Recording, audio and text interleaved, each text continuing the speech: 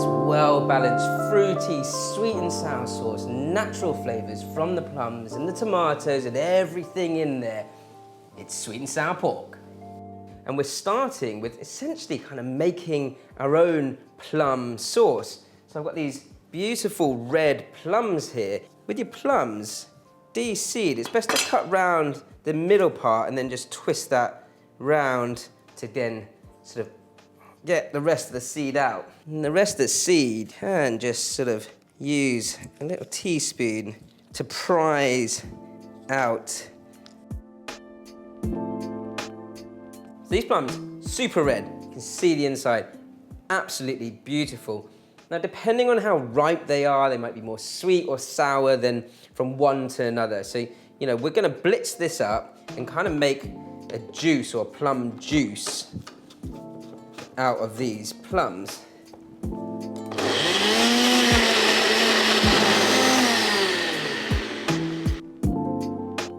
I want that to sieve through just so it collects any extra sort of larger bits of skin. And then whilst that is dripping into the bowl, I can blitz up my tomatoes. And then we'll add the tomato juice to that plum juice. Just let that drip in, and then you can prepare the rest whilst that's working itself. Next, for sweet, we've got some sugar, which we can use, and I will use, but also we've got this stuff here, and this is a hawthorn berry, kind of concentrated, jammy, sweet. If you can't find this, you could use types of jam. Any types of fruity jam will work.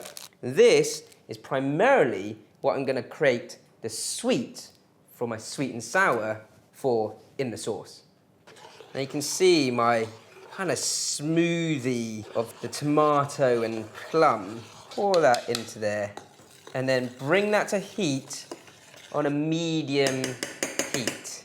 Now it's a great time to talk about our sponsors, Neff, who've kindly sponsored this video. I'm cooking this on induction, and this will come up to heat incredibly quickly. But the beauty of the induction hob here is that when I need to change it, it will turn up or down really quickly, and it kind of just works perfectly for cooking a lovely sauce like this. You can see it's taken about 15 seconds to come to a boil. My hawthorn, or my jammy sort of concentrate, is going to go into your plum and tomato mix. I'm going to go for 2 first, and then have a little taste to see whether I've got that nice balance of sweet and sour. This has still got quite a lot of sour in it, so I'm going to go for more of this hawthorn concentrate. I'm going to taste that again for sweet sour. And absolutely, I'm getting sour. So now I'm going to add a bit of sugar to this to get that balance of sweet sour right. As I said, we've got measurements in the recipe here for you guys, but every fruit will be more sweet or sour than the other. So you guys taste test as you go. At the moment, all I'm tasting is sweet and sour, which you'd think, oh, that's what you need. But for good Chinese food to be right, it needs to have a balance of sweet, sour, savory, salty. So I'm going to put a bit more savory into this and saltiness. And that's going to come from my light soy. I'm going to put a tablespoon of light soy in. I've also got some rice vinegar in here. I'm going to use this just a tad to accentuate the initial hit of sour that you get from the plums themselves. Now the last thing I'm going to add to this is a dash of dark soy, and that will just deepen all that colour, that red colour, even more. My natural sweet and sour sauce is done. Next up, I'm going to prepare the rest of my ingredients for the stir fry and the marinated meat. So we've got plenty of time now. Just to set the rest of the stir fry up, just going to go for chunks of everything. And just set up my wok clock of ingredients. So if you don't know, you just started following us, the wok clock is a nice easy way, my round plate, starting at 12 o'clock with my first ingredient that goes into the wok, and then following round with the rest. Probably only need about half a pepper. Again, Similar sized chunks will do. Rings of pineapple that will follow suit. And this lovely, colourful plate is set, ready to go. Got a couple of lemons here we can use for garnish or a little squeeze over the top at the end. Just because I'm using, fresh ingredients for this, it'll just work nicely with that fruitiness.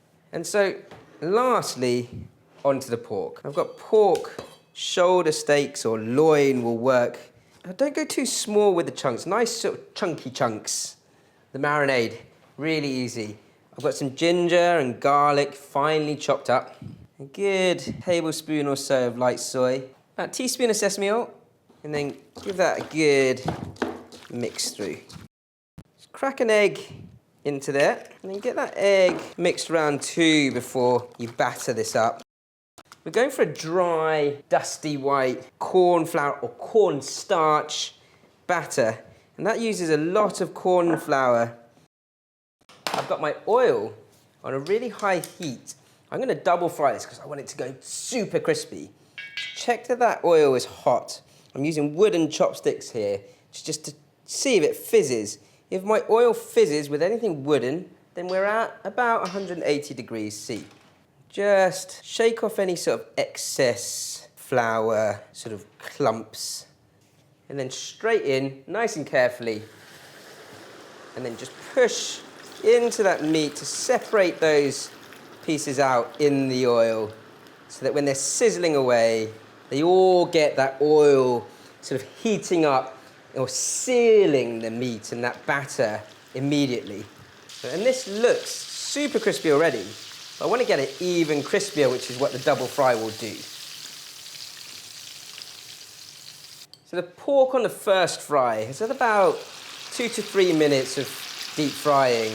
And on second fry, only really needs about a minute and it'll come out really super crispy. So now's a great time to talk about our sponsors Neff again. With this wok hob here, the Neff wok hob is awesome, perfect for a round bottom wok like this, where it's just gonna sort of create that wok hay, that sort of wok air for me to maneuver around the wok very quickly to finish off this sweet and sour. Much like any other sweet and sour or any other sort of saucy, crispy dish, this part happens super quick. A bit of oil around the edge, not too much. It's good to use the clean oil for that. And then we're gonna get your onions in first, which is 12 o'clock on my wok clock. Quite a lot of smoke here, so just flick that through to maneuver that wok's air around the wok. And they just get a nice bit of char around the pieces of onion. Peppers in, again, allow those to kind of blister a little in the wok before you move it around too much, and then give it a quick wok toss.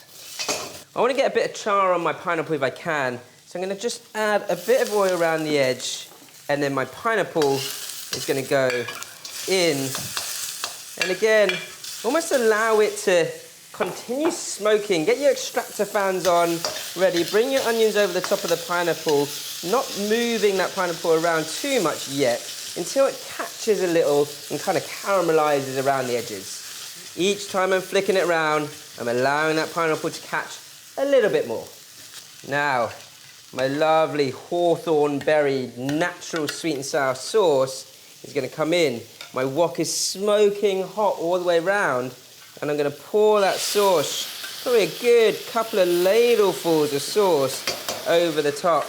That is seriously hot, that wok. Bring that to a vigorous boil before your meat goes in. Meat in. I'm going to go double-handed here because there's a lot. Flick that through. Woo! Hot stuff. And then straight out. Restaurant style, old school way, sweet and sour pork. So the colour of this is what stands out. You know, you can really see that plum colour that we started with, that natural colouring from the... And it really is different. Natural sweet and sour flavours from all that fruit in there. A different way to make sweet and sour pork. This week, it's a classic school wok dish, Sichuan chicken.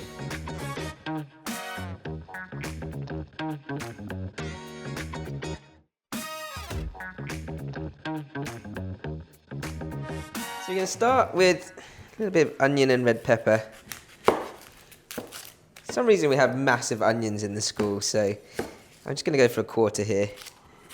If you had a small onion, one small onion will do fine. The general gist of sort of Chinese style presentation of food is if one thing's sliced, everything else needs to be sliced. So my chicken is sliced, not diced. So I'm going for slices of onion and pepper.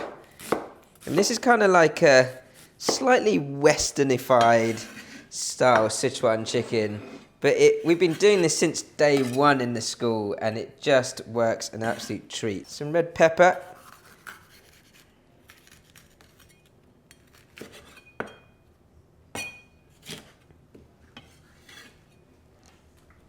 Again, the onion's sliced, pepper's going to slice as well.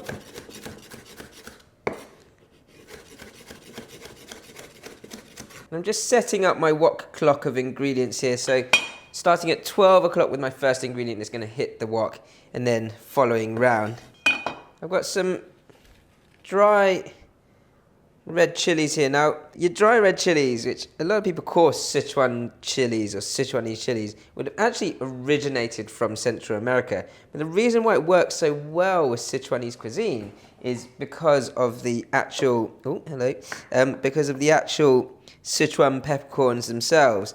And Sichuan peppercorns, although they're called peppercorns, they're actually berries that come off like an ash bush. And it's got a really sort of tingling, almost mentally taste to it, and it leaves this very sort of tingling feeling on the tip of your tongue. It's one of those sort of love-hate sort of flavours, I think. The Chinese call ma la. It comes from here, so I'm going to just start to compile my spices. With that, we're going to add a bit of garlic and some chilli. It's got more chilli.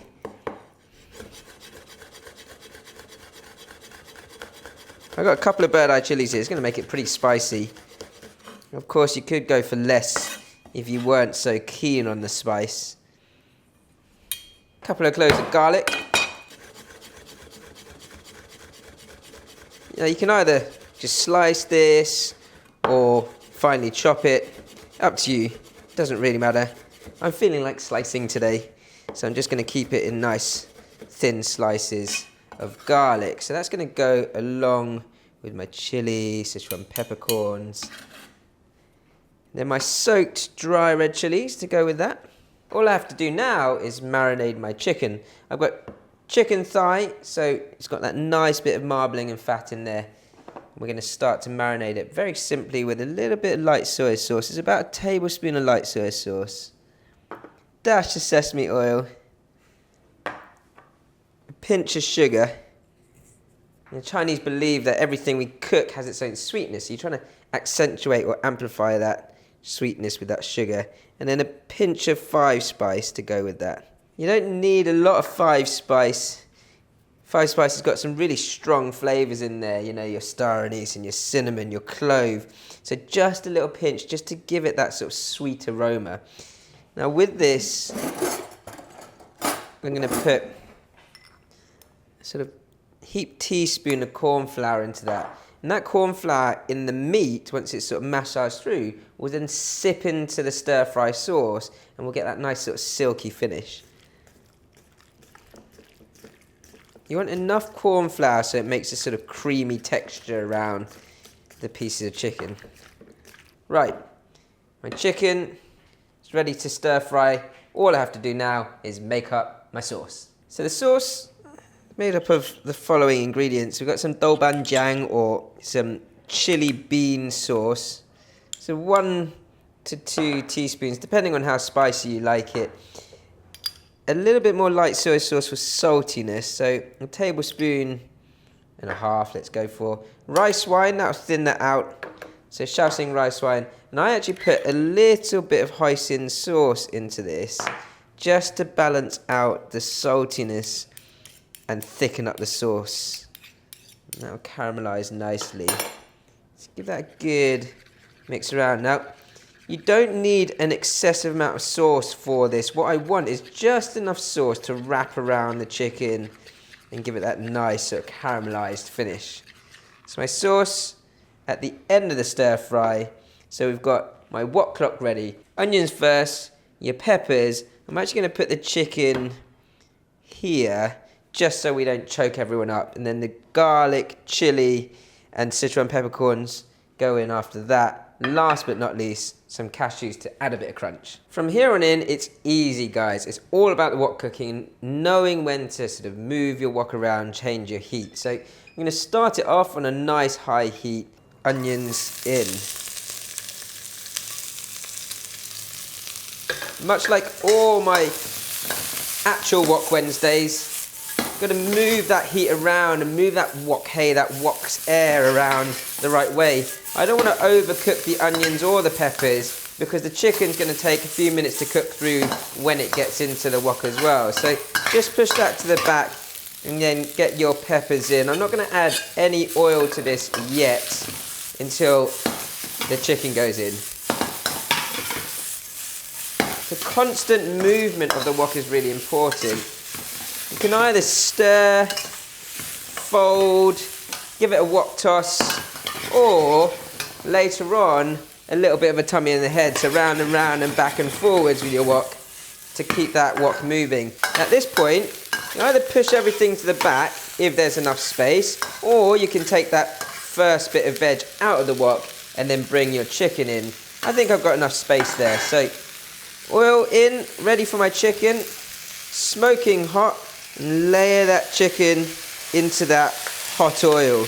I'm just going to start to press into that chicken here and bring my onions and peppers over the top so they don't burn. And for the first sort of 30 seconds or so, you want to just press into that chicken to sear nicely. Once you get a good sear on that chicken, then give it a turn.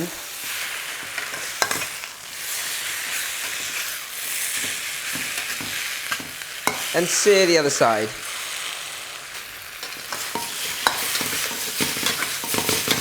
You can see quite a lot of smoke coming out of the wok right now. I am sort of jigging it around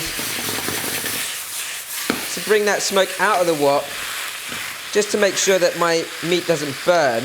My chicken's kind of half cooked right now, and it's got a nice sort of colour around the edge of the pieces of chicken, which is good. So to me, I can start to bring in the rest of the flavour.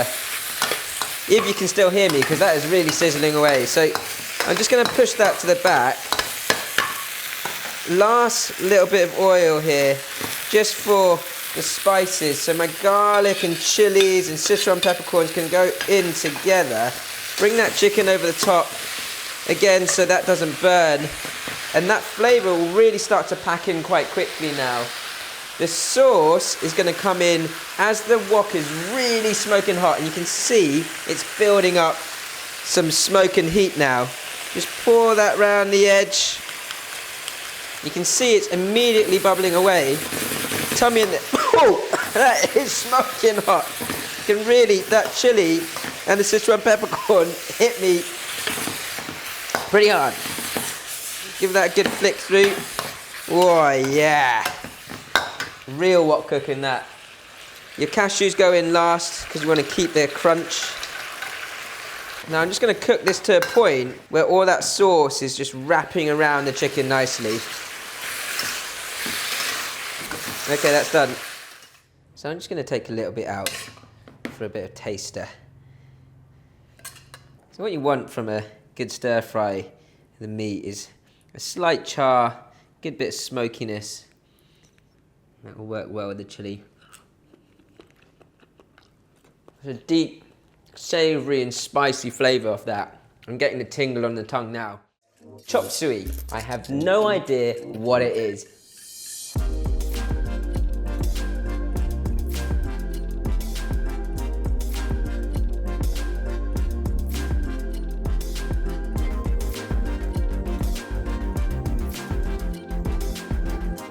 I think it was invented in the US by Chinese Americans, and the whole point of it is to sort of use a stir fry to get rid of your leftovers. We've got a few leftover ingredients, which is why bean sprouts is quite often in this dish because it's quite easy to have leftover bean sprouts.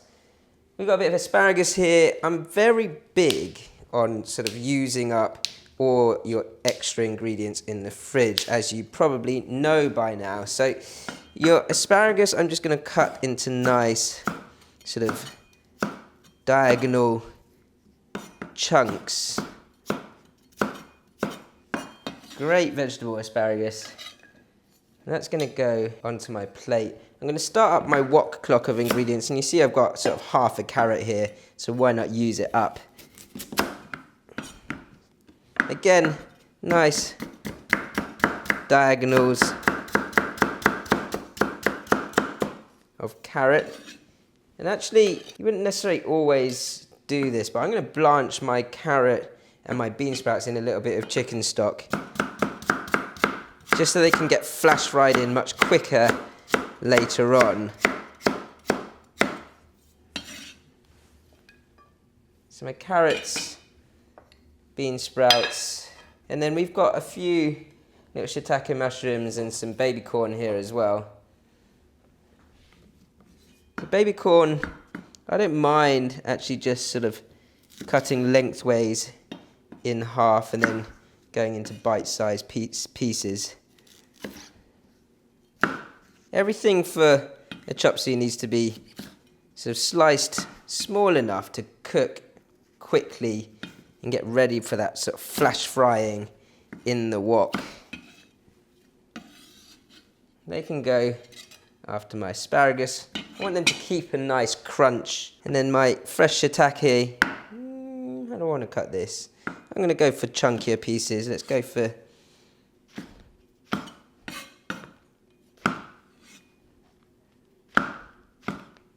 the nice thing about shiitake is the sort of meatiness of that texture of the mushroom. So I'm going to try and keep that texture in there.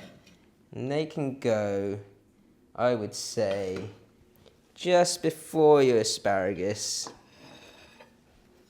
because I want to flash fry them first so they get a nice sear. Keep all the moisture in the mushrooms. So my plethora of vegetables here, great looking plate for my stir fry. My carrots and my bean sprouts I'll blanch first and then bring them back into the wok. I've got my shiitake mushrooms, my asparagus, and some baby corn. All I have to do now is marinate my meat and get my sauce ready. So the meat, I've got some sliced chicken thigh here, and I'm just going to marinate it very simply with a bit of light soy sauce, sesame oil, and a bit of corn flour. Traditionally, you'd put the corn flour, mix it with a bit of water, and then pour it into the stir-fry sauce. I'm not a big fan of pouring corn flour paste into the sauce, as you probably would have seen in other videos that I've done. The reason for that is I'd rather put it in the meat, sear the meat and cook the corn flour through, so it just sort of sips into the sauce and makes it a more silky finish.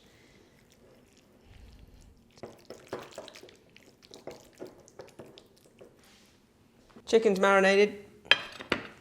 So I'm just going to make up your sauce. I've got some oyster sauce as a base. That's where all the savoury flavour comes in.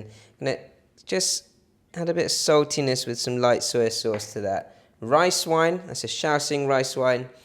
Gives it a sort of sweet and savoury aroma.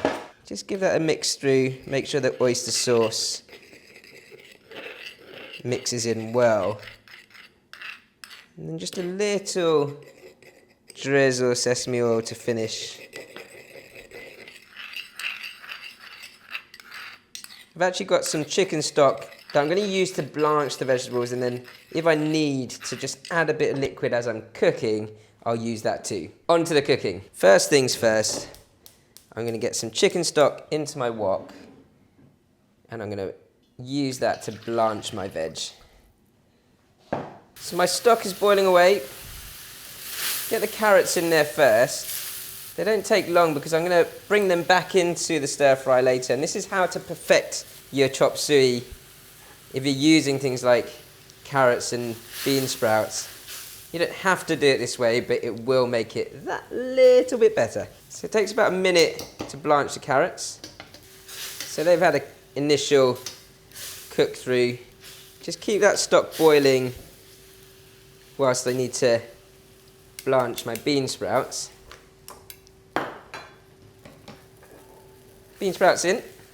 Bean sprouts don't take long to cook at all, so literally 20 to 30 seconds in this stock, and then we'll carry on with the stir fry. So we're going to pour that stock out.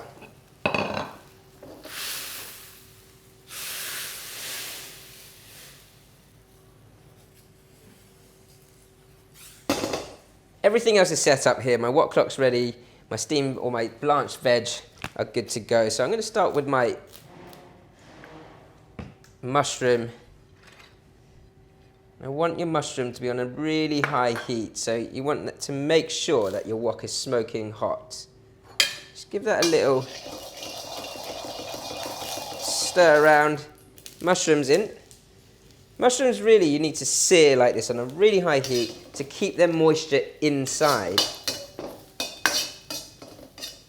Fold that through a little, let that soak up that sort of hot oil, and then if you need a little bit of water to cook them through, you can use the stock for that. It will steam them through very quickly. Next up, my asparagus. I don't have a huge amount, so I'm going to put the baby corn in as well. And keep that stir fry going. And again, you can use the stock as you go for this. So a quick sear and a little spoon of stock to speed up that stir fry process. So I'm kind of layering my stir fry to get it to that perfect point where I've cooked out the rawness of the veg but kept the crunch. And again, because I've got quite a lot of veg going into this, I'm going to bring this veg out, sear my chicken, and then start to bring everything back in together. So this veg is still keeping its shape nicely. Bring that out, make space for your chicken, and then the rest is just the sauce and bringing the veg back in. Remember that chicken's got the corn flour in it, so you want to sear it nicely and get a sort of good browning on one side first before you then turn it and sear the other side. Give that a turn and sear the other side. Just keep going like this for about a minute or two until your meat starts to separate out. I don't mind if there's a little bit of sort of stickiness from the corn flour on the base there, because when I pour the liquid, that sauce, into the stir fry, it's going to lift it all off. So long as it's not burning, you're okay. It's starting to get a good bit of colour on the meat now.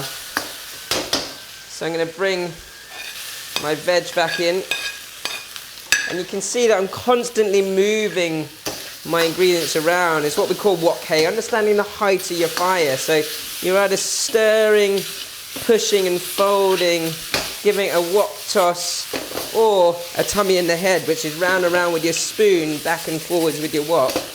Constantly hearing that sizzling sound. Never lose your sizzle, guys. Your sauce is going to go in, and then your last two veg. So your sauce in, really high heat. My carrots, my blanched bean sprouts, one last sort of half ladle of stock around the edge like that. Oh, you can hear that now. And then let that bubble up first for a second before I start to flick that through again. Now all that flavour is going to come off the bottom of that wok, and because of my corn flour around the chicken, it's kind of silked the sauce. High heat, 2 or 3 flicks through, and that's done. The bean sprouts should be still nice and crunchy, and those fresh shiitake, fantastic in there. Nice and colourful chop suey. So what I would be looking for a chop suey or any sort of stir fry is that the vegetables still have a crunch, and you've got sort of the meatiness of the mushrooms.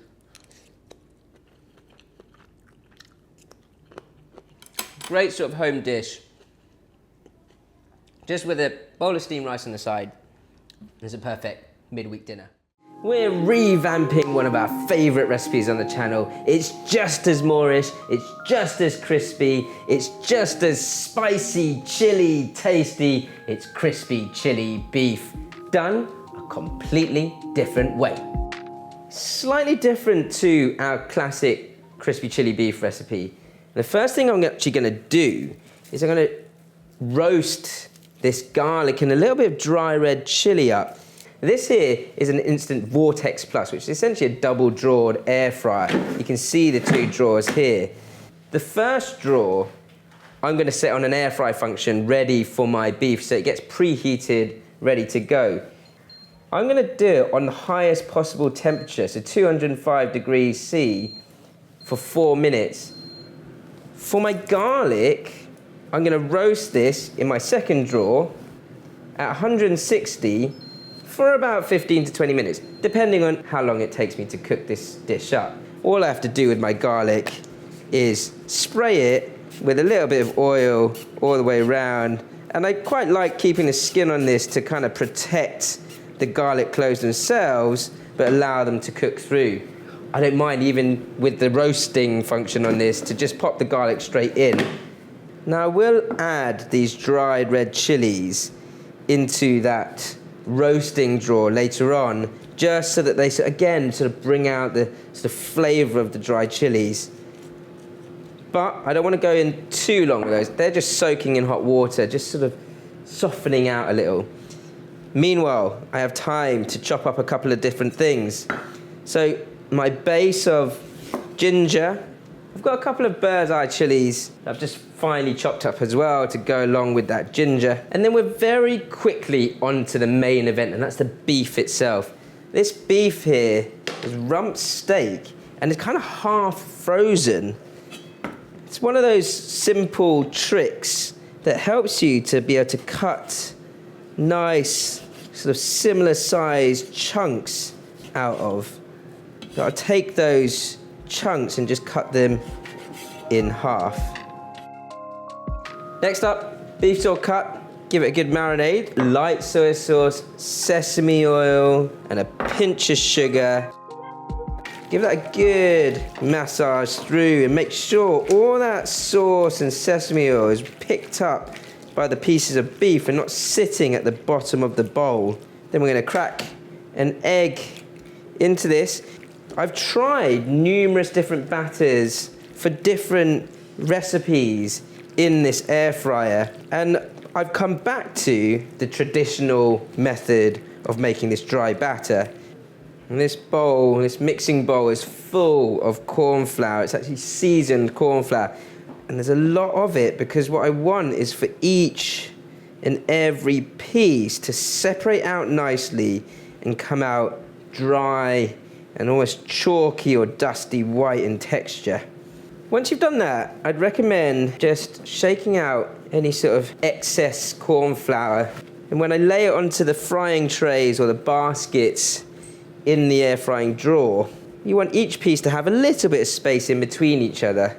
Now I'm using this oil spray, but you'll see that, like, even with sort of covering this tray with oil, you're using about 90–95% less oil than a classic deep frying process. And it doesn't take long for the air frying drawer to preheat at all. I've just switched that on about a minute ago and it's telling me to add the food. That's how instant it really is. Let it cook for 4 minutes, 205 degrees C. Higher than how I would if I was deep frying.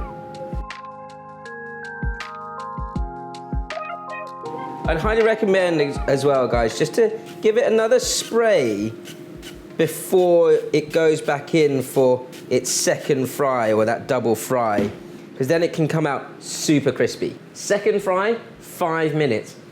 What I found, for whatever reason, the way the sort of airflow technology works, it's not exactly the same as deep frying. It's almost like a mini oven, but with more sort of concentrated heat on your ingredients.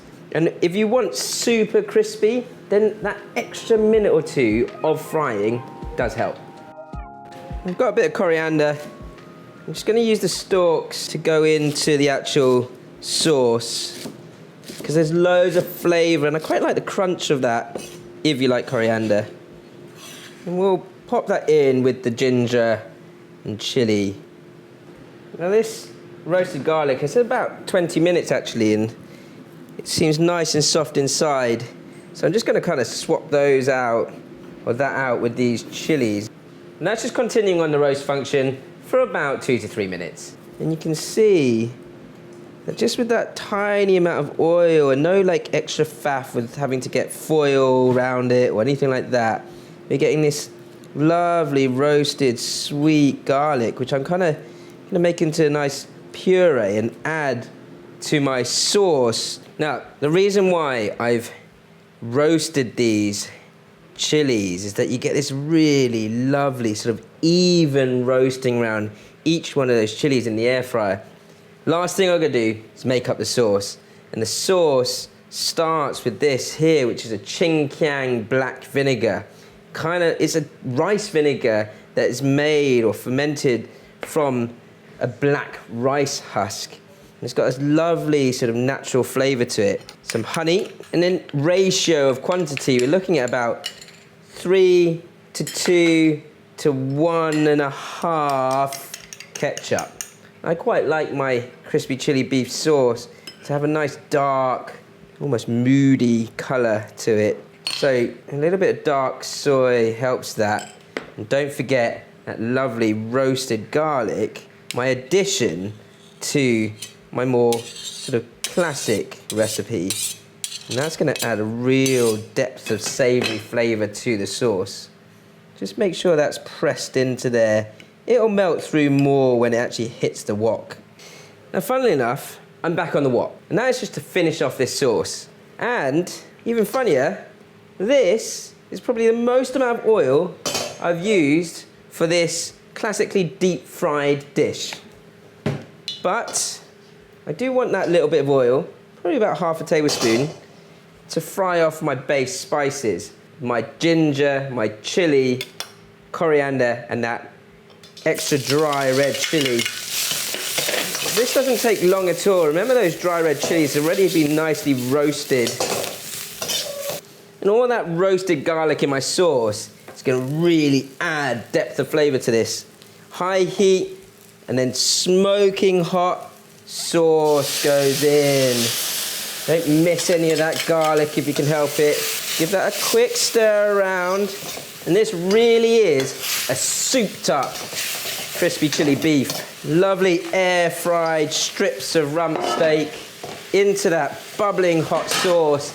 And then flick that sauce around those crispy bits of beef. I've got some coriander leaf. Just going to allow it to kind of weave into there and serve up. Oh, and I'm just going to be cheeky and try that straight away. Honestly, that roasted garlic in there interacts with the chili so well. You guys are not going to be able to take a photo of this.